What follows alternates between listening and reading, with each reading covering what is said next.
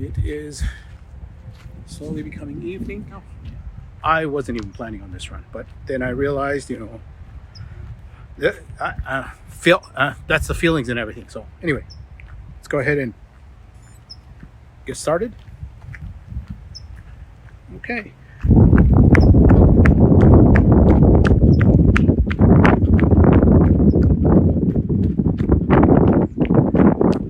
So, starting off,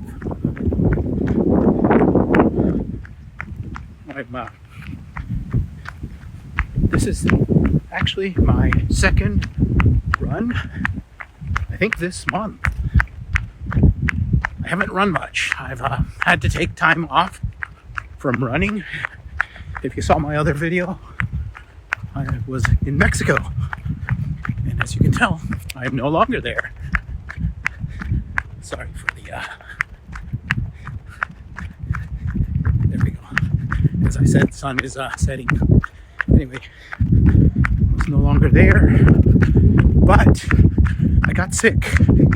And as time has gone by now, I've realized that some of you are probably screaming, saying, obviously, but anyway, for me, I realized that the reason I got sick, and this is the thing, is I've gone to Mexico a number of times and gotten sick there.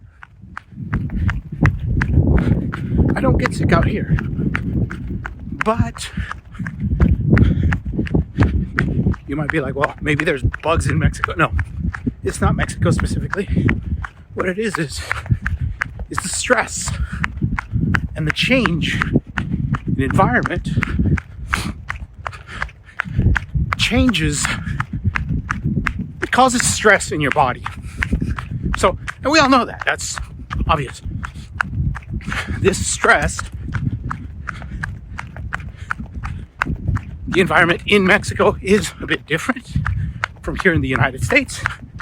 Mostly in that when I'm there, I'm in contact with more people more often than I am here.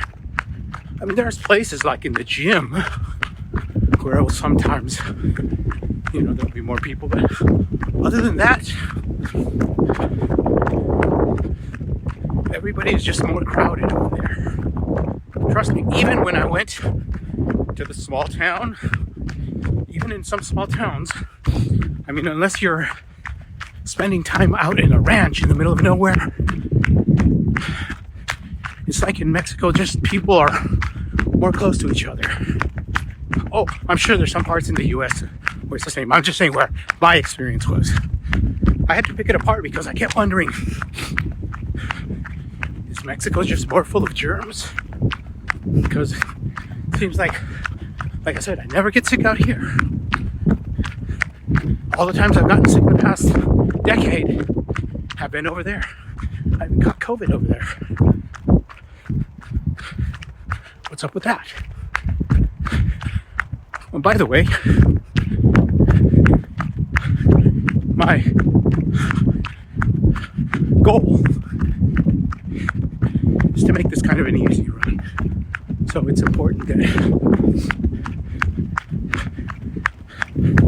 I don't suck.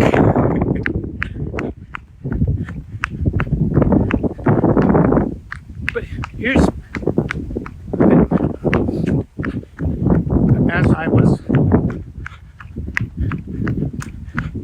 contemplating that I get sick only over there, out here I don't. Well, out here, my rhythm of life, other than exercise, is very stable. And as I said, I don't actually interact with too many people. So my exposure is low. That's first. Second, because of all of that, I exposed myself to a lot of physical stress, much more than I have actually given myself credit for. Like a lot more. When I go to the gym,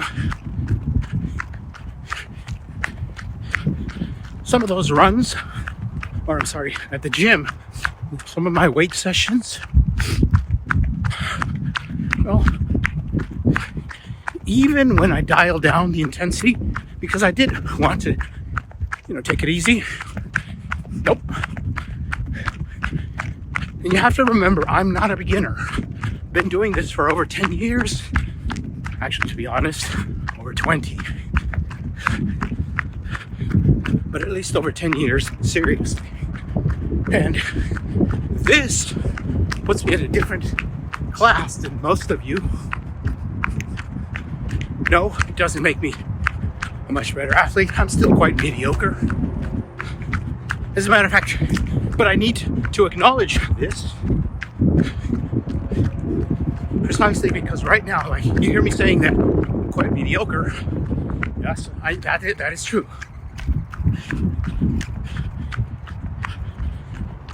But I'm a mediocre athlete who's spent 20 years lifting weights. And I am proof. As a matter of fact, that's a good thing.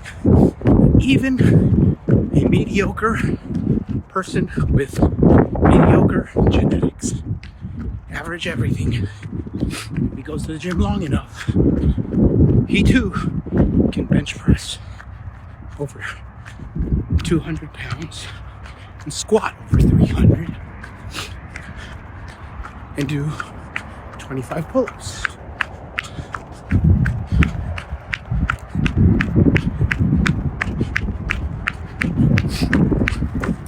Excuse me for the boogers. It is unavoidable. So, I'm gonna try to blow some out, but I'm not gonna be gone. So, anyway.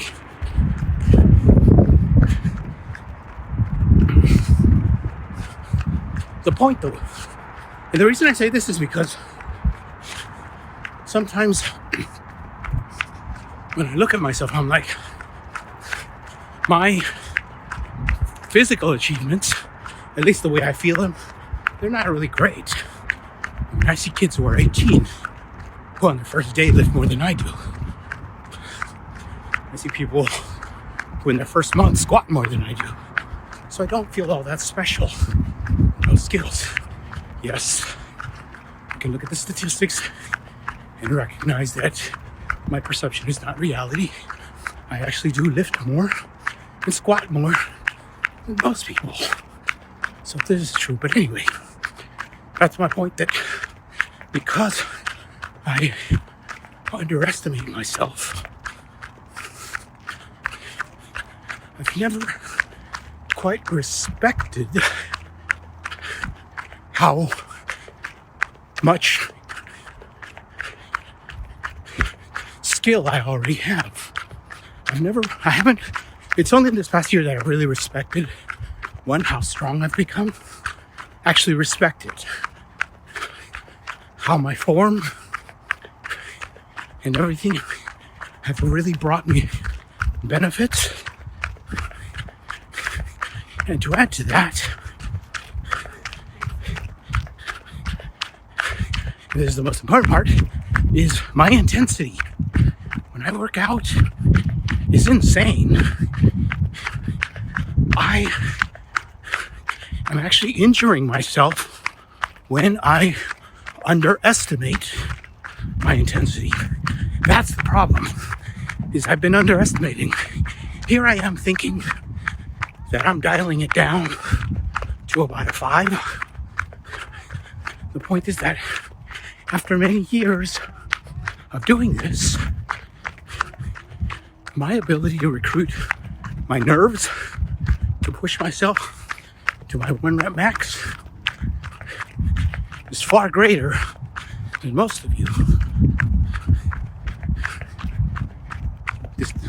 Again, I always qualify this. Notice how I'm about to. This doesn't mean I'm stronger, but it does mean that I need to respect that my intensity is well above. And that was my problem, by the way. First time I went to the gym. Okay, seems I'm going a bit fast. Anyway, my first time going there, went to the gym, and as I said before, the next morning I woke up and I saw my heart rate variability was bad. The next night, came down with a fever. Okay. Nothing to report, right? Well, stayed in bed 14 hours the next day. And then for 2 days, I think I stayed in bed. And then little by little, I recovered. About 4 or 5 days. And I'm feeling like I'm over it. So I decided to go and party with friends and family. And again, hey, even the partying is kind of I drank a lot, stayed up very late, partied, and you would think, the level of sleep deprivation and drinking, especially since I don't normally drink. Haven't touched alcohol since then. Alcohol's not a problem in my life. Sugar is. That's another discussion we can have. But you would think that with all that abuse that I did after getting sick, nope, I was fine. The only thing was, though, that yes, where I was in Mexico, the weather wasn't super cold, but it was cold enough to be a problem. And I didn't get over my sniffles. I was sniffling all that time. This was like about a week after I'd initially gotten sick. Keep in mind that this illness I'd already recovered in about 4 or 5 days. So, at least by my estimate at the time, I was 5 days post-illness. Yeah, a little sniffly, but I didn't feel any genuine signs of the illness still there. Keep in mind my own physical health, though. For some of you, a 5-day illness may unfortunately be normal. Not for me. Throughout my adult life, when I've gotten ill, it's only been a day, maybe 2, by rabbit. So already 3 days in bed is unusual for me. The only time I spent so much time was when I got COVID. It took me a month to recover, but I did. I give you all this to give you that background that over all that time, I thought, and it would have been reasonable for me to assume that my health wasn't too bad.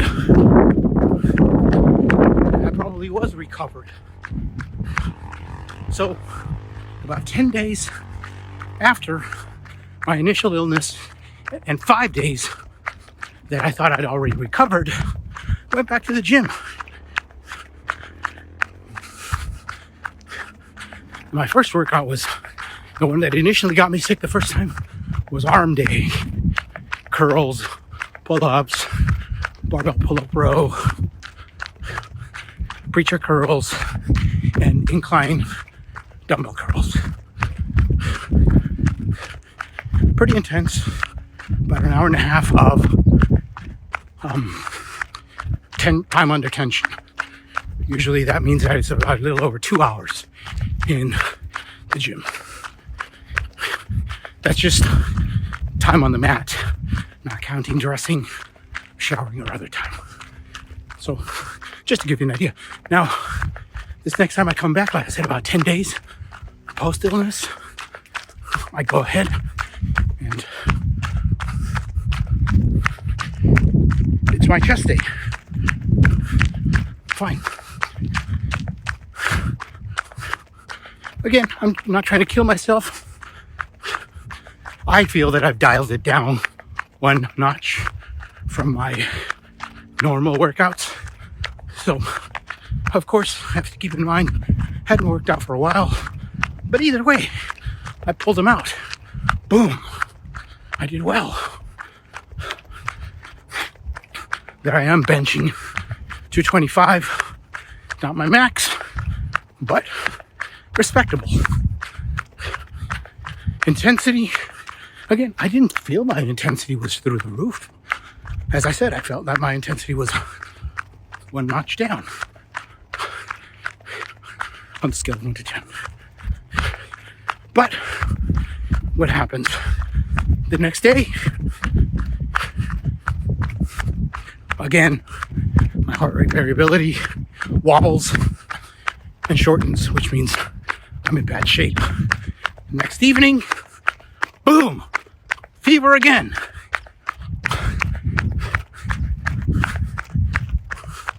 Both times the day after the gym, or the night after. Not the night of the gym, the night after, which is weird itself. Both times. Now you may be like, well, maybe there's something in the gym. But I went to different gyms each time and totally different people. You might be like, well, because as I said, it was cold where I was when I partied. Thing is, that was in Mexico City, which, yeah, it's the house where I was at was averaging about 64 degrees, which may not feel too bad, except keep in mind that 64 is inside the house. Most Americans are probably not aware of what 64 feels like if you're all the way, because you may be like, oh, well, it's 40 degrees here. Yeah, but you're not out there, are you? You're in a 71 degree house. I say this because while in Mexico City when I was recovering, didn't seem to be doing too badly. The cold out of the house though was notable. That's why I thought that's why I was sniffling. But once I got where I went to the gym though was not the same place. It was another place, and it was a lot warmer. The average temperature there was in the mid-70s to the 80s. So, perfectly warm, mild summer climate.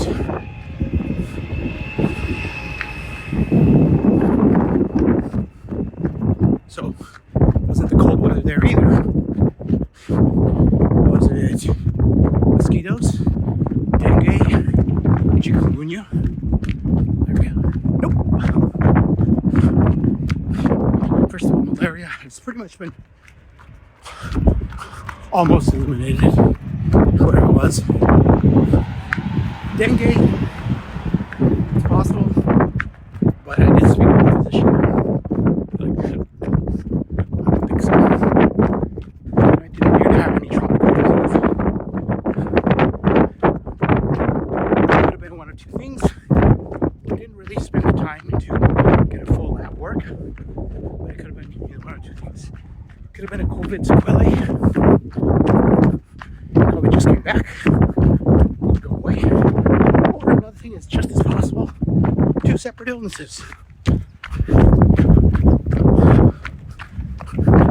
could have been a cold, and the second cold could have been COVID. The reason I suspect it could be COVID is because I didn't get buttery. And at least in my case, first time COVID struck me, same thing happened. It was a lower respiratory, and my boogers didn't happen like they usually do when I catch cold and flu.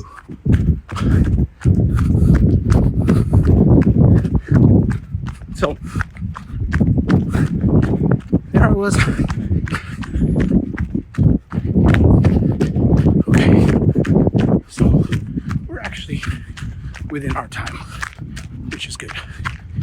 trying to keep 10-minute miles. Although my heart rate looks like I'm suggesting that I'm on vacation. If you know me, you know that I'm usually in the mid 130s. So this is quite low. But whatever. I gotta remind myself that this is not a ball breaker. This is an easy run.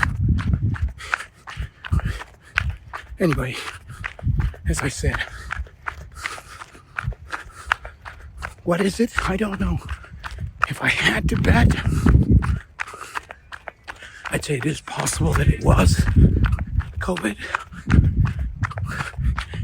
and some other respiratory bug, maybe an adenovirus, some seasonal bug was the second one, because bugs are actually attacking us all the time. What made me susceptible to the second attack was my weakened state from the first attack, and then going to the gym.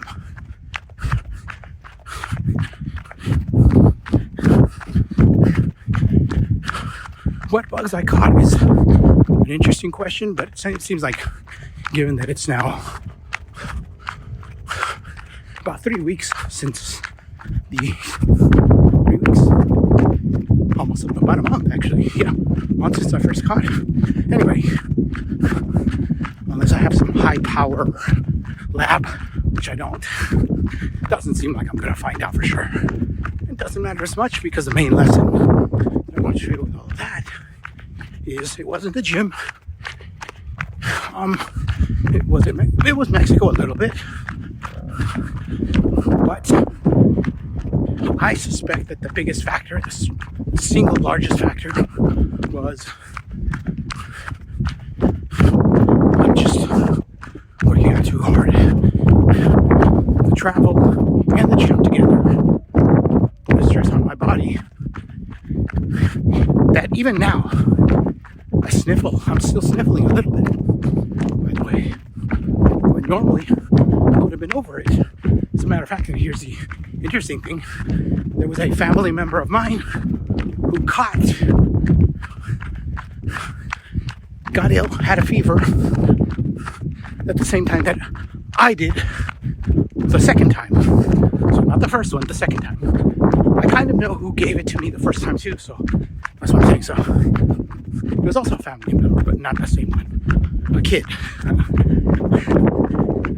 Second time, a second person caught it from me.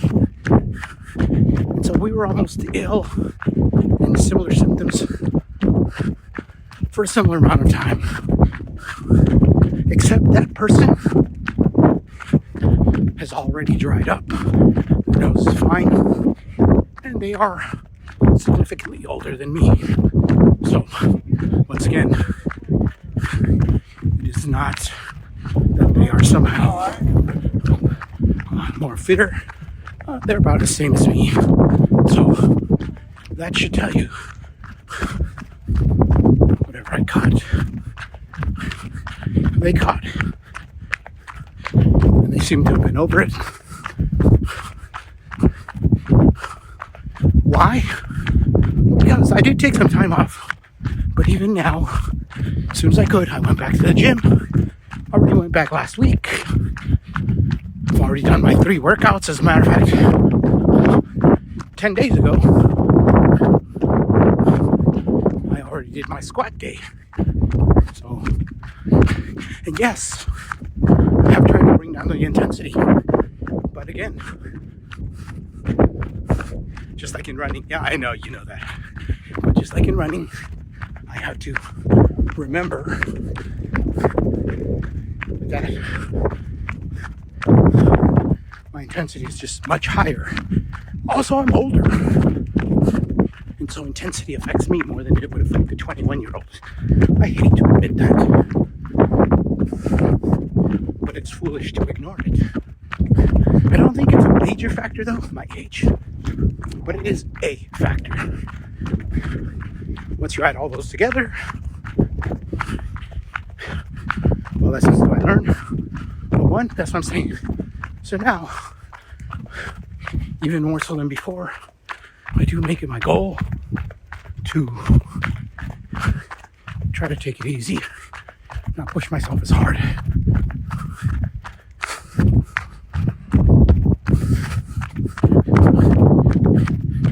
If only because, like I said, I still haven't completely cleared the sniffles when normally I would.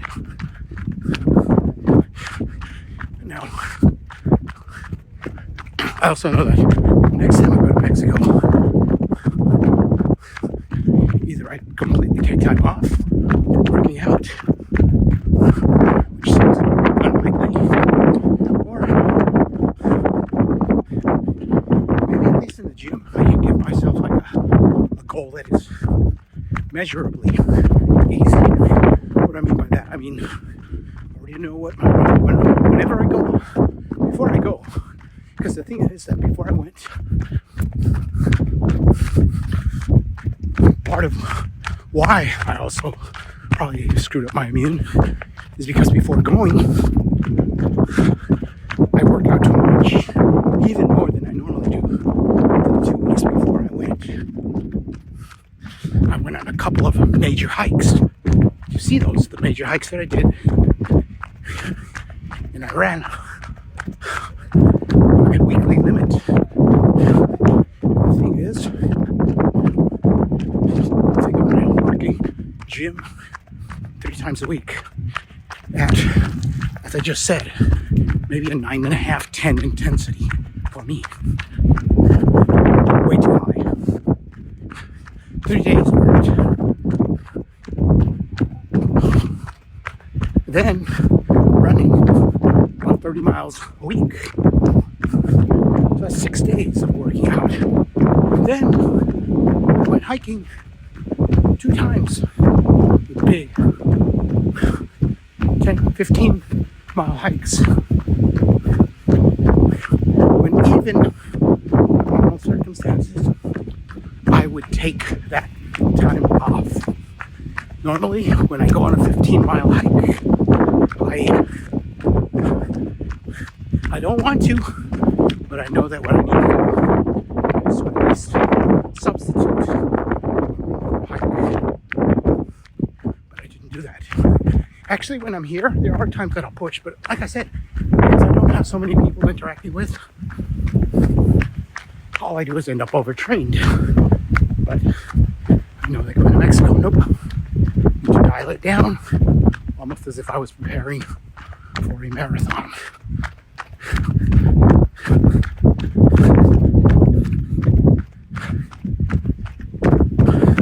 See all the birds?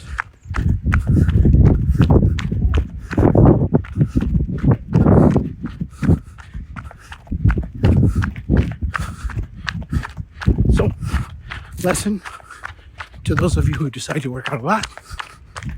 Yes, dial it down. Dial down your intensity. I know I need to.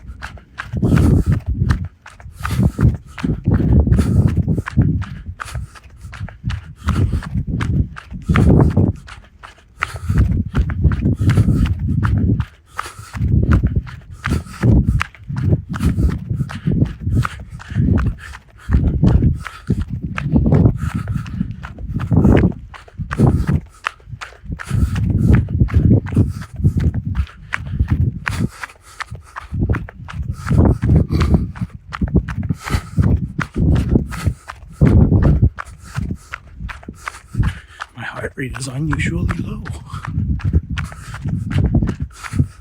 The thing is, if you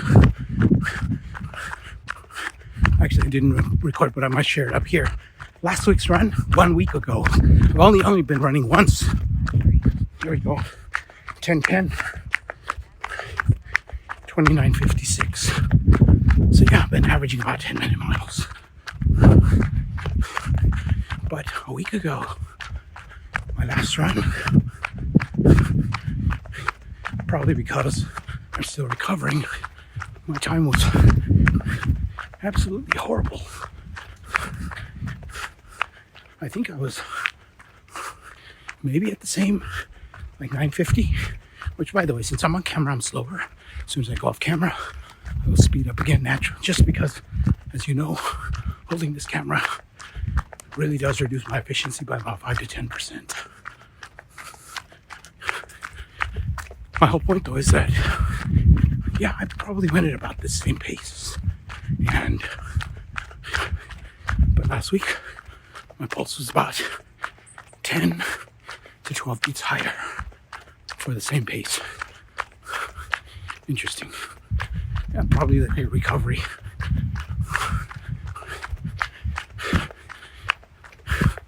was too high. This is lower, which is good, but it's not at its peak before I left either, though. So, but that's also why I'm trying to take it easy, because I really do believe that taking it easy will improve my speed. Okay, let's do one more.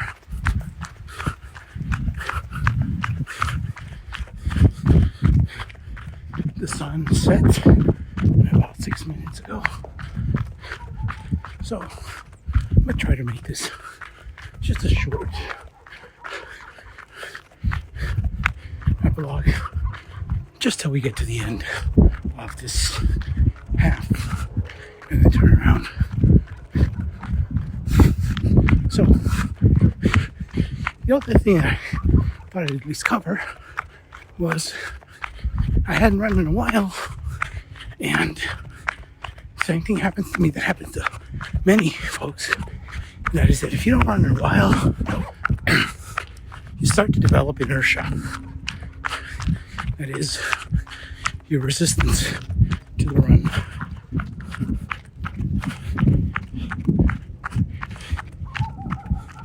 It's really dirty.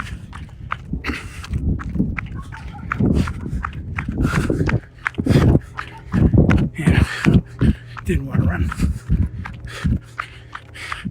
That's why when I started this video, I told you that I didn't feel like running. Oof. Sorry, I'm trying to adjust the video. I did not feel like running for most of the day. I just knew that today was my run day. I'm not sure what is over there, so that's why I'm looking. Could be a bag. My vision is not good enough to tell, though. Could be a bag, could be a person, or it could be a dog. The problem is that this very area right around here with the homeless folks is notorious for dog attacks. As a matter of fact, about a mile back, I was nearly attacked by a young pit bull. Some irresponsible lowlifes had them loose, and he came for me. But I pulled out my spray and directly at him. Luckily, I think he kind of noticed, because he just kind of stood there.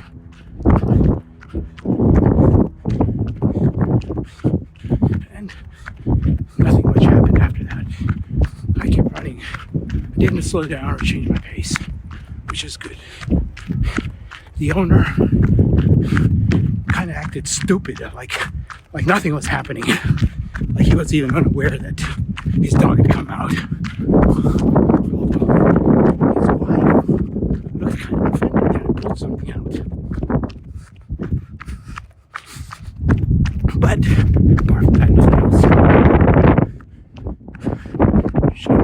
the camera and videotape them because they are no lives. And sometimes these birds will get quite defensive if you pull out recording equipment. If I'd already been filming, that'd have been a different story. But to just pull it out, some people will literally take it almost as if you're pulling out a weapon. It's happened a few times to me. So I felt that I didn't need to. Nothing much happened. The dog kept its distance. Was he just being friendly? Maybe. But I don't know that. So I thought being cautious was warranted.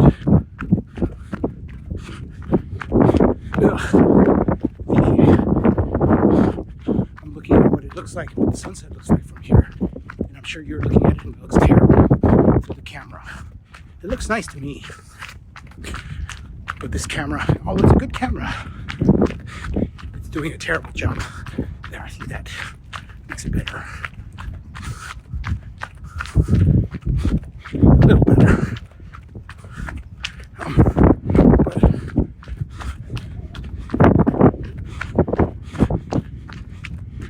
So, how do I know? I don't. But from past attacks, and from having spoken with others, including a number of veterinarians, you don't have too much to worry about with barking dogs. That's why I say their bark is worse than their bite.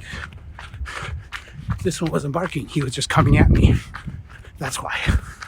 So, that's what caused me to take an extra cautious step. I absolutely agree that irresponsible owners are the bane of society. But it's not like I can do much about it. I already did what I needed to. This dog would have come for me just one more foot. Would have sprayed him full of the stuff. Would they have gotten mad? Yes. And then I'd have to find a way to diffuse it.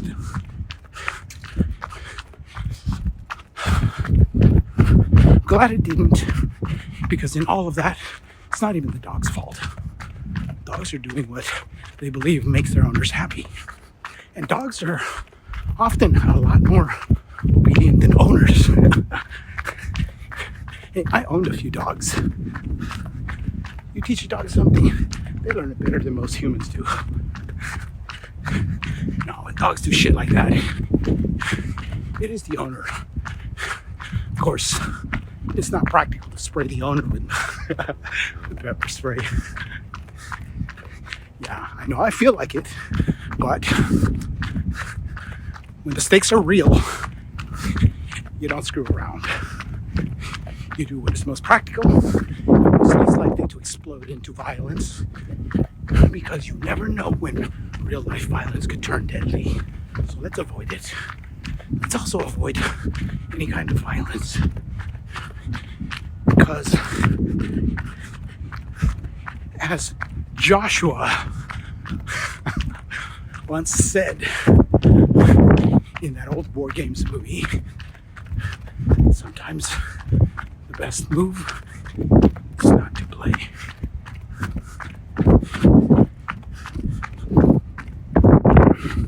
I have all the testosterone of a 24-year-old, and I will feel my blood boil. I understand the desire to want to hurt those people. I want to hurt their dog. I get it right here. Trust me. It takes an incredible amount of effort to not do it. Sometimes I'll even feel psychic pain. Not headaches. I don't get headaches. It'll just hurt my soul. Because I'll be like, exactly what we as men will sometimes feel. Are you a coward? And this, you have that macho inside of you that's like, don't pussy out. There you go.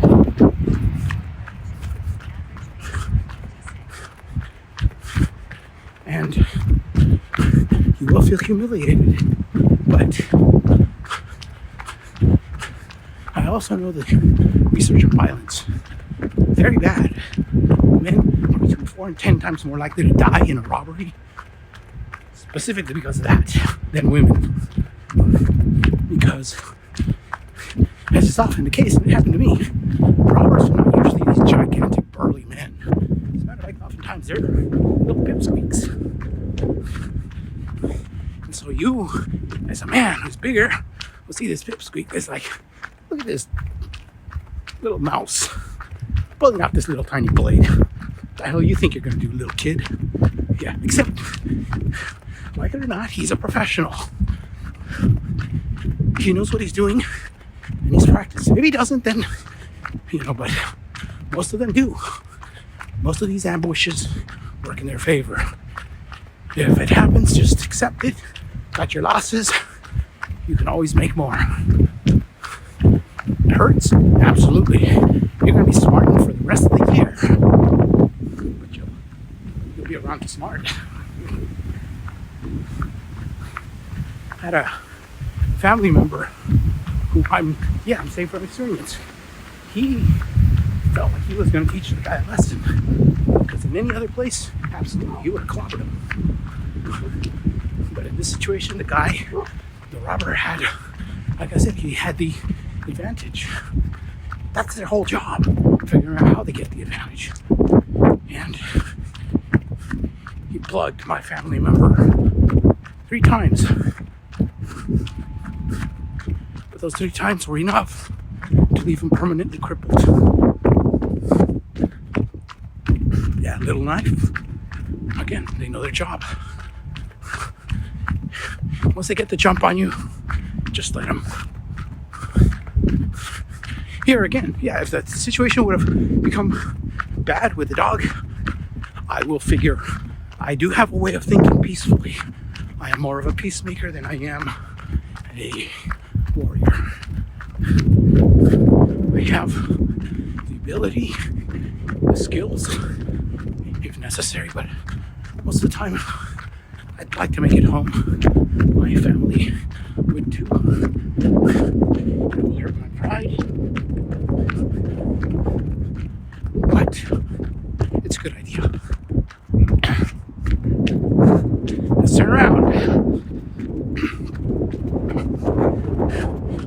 The women amongst you, if there are, I don't really watch, I think it's just guys. Anyway, the women amongst, but if there are some, you will hear this and be like, oh, duh. It's not duh to us guys, as I said. It really is a monumental struggle. As a matter of fact,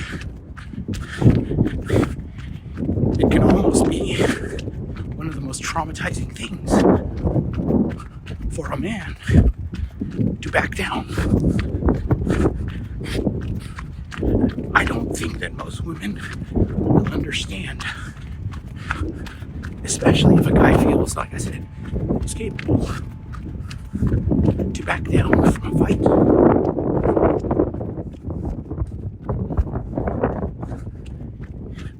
That's when it's happened to me. It's fucked with me for the rest of the year. Hell, for years. I keep going back and thinking, what could I have done better?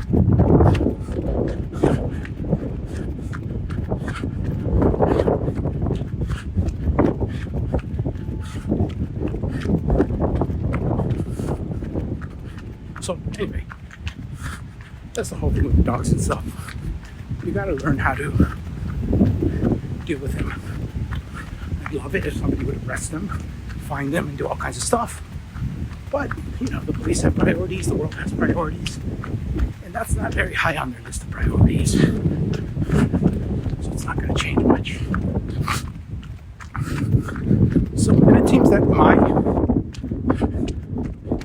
excuse me for the noise, it seems like my solution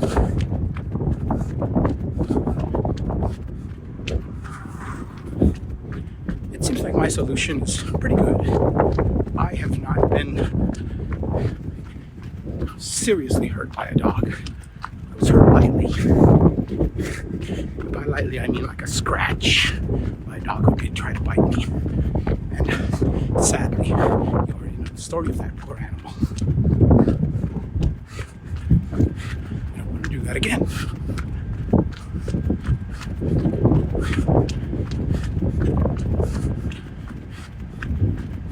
But anyway, my whole point though is that I think my my solution so far has worked for the past 5 years, so I think I'll keep doing it. It seems it worked right now. Yeah, it was a negative experience, but it worked. Look at me, I'm still running with only a little bit of anger, but you know, I'm not injured. Nobody's injured.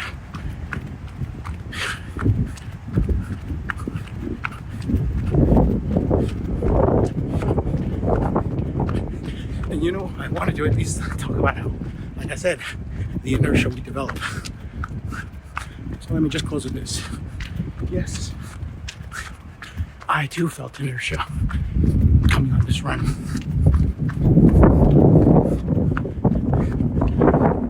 But if you do enough runs, eventually you will have a natural impulse. For most of today, I did not feel like going on the run. Once I did,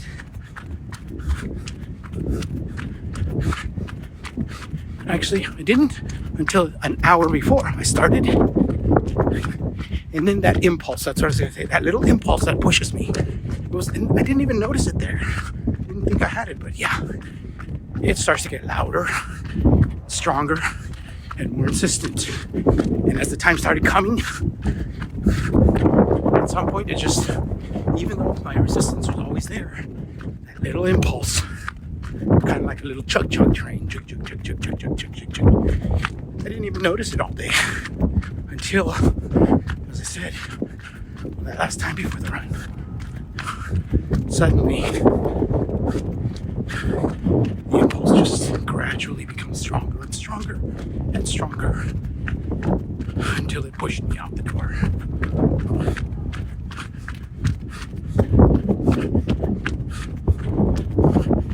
Do I like these runs? No. I still cannot explain it too well. Although I think I'm getting closer. I think some of it just has to do with my own way of dealing with pain. Now, not all pain, but pain at least seems somewhat productive.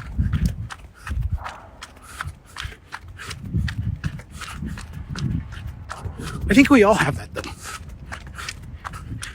I think I talked about how I can deal with a cold, in part because I know I'm doing something productive. But I have a family member who does not like the cold, but they will do cold showers. I do not like cold showers at all. I'm the total opposite. And I think, again, that has to do with I don't see any point to them. Yes, I've heard of Wim Hof and everything, but that's what I'm saying. So I'm just bringing it back to the whole idea of why do I run? Well, I think it does have something to do with the suffering. I suffer through some cold because I see some productive value. If I saw productive value in cold showers, I think I would. That's what I'm saying. It's all mental. And to those of you who are 100% believers in cold showers, no, just try it. Well, that's my whole point. When I believe it, I will. I just don't right now. Don't be surprised if at some point I do. As I said, my whole point though isn't even whether I'm right or not. It's the interesting part of the mental part. Once I do believe it, I'm pretty sure I'll tolerate it.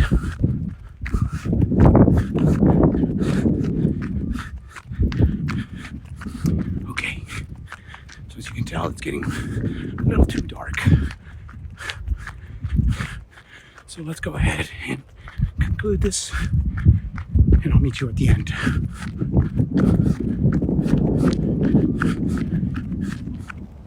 Okay, we are back. 2.3 miles of cool down so far.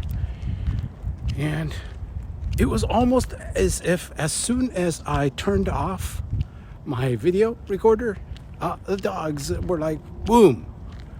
I had 3 dogs come after me on that trail. One, almost like I said, within like a minute from turning off my video. Some just crazy black dog that just came after me. He was barking though, so I didn't worry too much, but he just wouldn't stop coming after me. So I threw him a few rocks. No, I did not hit him, of course not, but he was annoying as hell. So that was one. He did get really close, so right around, like I said, there. And then later, again, at that same place, and those same people. So I know it's those same folks. But it was too dark for me to do anything else because it was very dark. I couldn't even see. As a matter of fact, that second attack was from those 2 dogs, the ones that had seen me the first time. And again, they didn't make a noise. As a matter of fact, they kind of scared me because all I saw was, first, I'm running in the dark. Right in here, there's a bunch of light, but there was nothing. It was totally dark. All I could see was these 2 dark shadows coming at me at about 20 miles an hour. And when animals come at you, they're not coming in loud. As a matter of fact, that's the other thing that's kind of worrying. They just came super quiet. They were like shadows coming after me, like specters. And one of them, I shot him right in the face. As soon as I shot the first one, the other one, the light one, he backed off. So anyway, I thought I'd give you a summary of the run. It looks like it wasn't too bad. I was actually kind of successful. I was able to maintain a 10-minute pace, which, yes, it felt a little slow and a bit fast though. As I said, I need to slow down. I also, yes, I need to drop my intensity because I am improving from having gotten sick, but it's taking forever. And that is also going to injure. The thing is that it's a balance and it's difficult. Like I said, some of you will be like, yeah, just rest. Well, when all you do is rest, it's easy. But when you don't, believe it or not, it is difficult. So I do the next best thing, which is I'm just going to take it a little easy and try to just not push so intensely, and also recognize that I am quite intense in the gym too. Maybe I should show you some of the other gym sessions just so you'll see. The thing is, sometimes it's hard to portray how hard it is because I'm not like those guys who are like, ah! No, I'm quiet. You don't really see that. The only place you're going to see it is in my heart rate. I can show you my graphs there and just how messed up I end up. Okay, either way, I think we're done for today. Kind of successful, not too fast. Let's keep doing that. Until next time, don't forget to challenge yourselves.